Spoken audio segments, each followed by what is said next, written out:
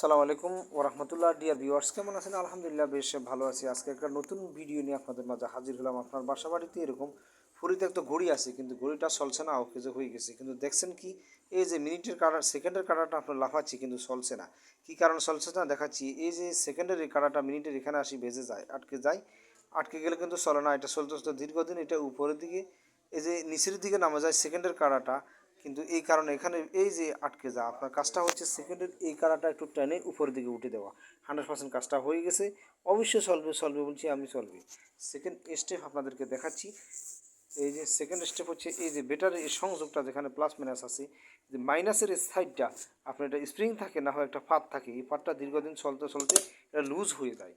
তো আপনারা কিন্তু রিপেয়ারের জন্য বাজারে পাঠিয়ে দেন। আজকে থেকে রিপেয়ার করবে লাগবে না, আপনাদেরকে দেখাচ্ছি। আপনারা এই কাজটা করলে যে কেউ কিছুই জানে না সেই কাজটা করতে পারবে।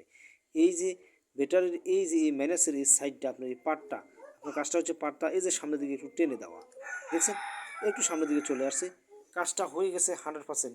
আপনি চাইলেই আপনার বাসা বাড়িতে আপনি এরকম রিপেয়ার করতে পারবেন। আমার নিত্য নতুন ভিডিও সামনে আসছে, আপনারা দেখে আনন্দিত হবেন। কিন্তু ভালো লাগলে একটা লাইক কমেন্ট শেয়ার দিতে কিন্তু বলবেন না।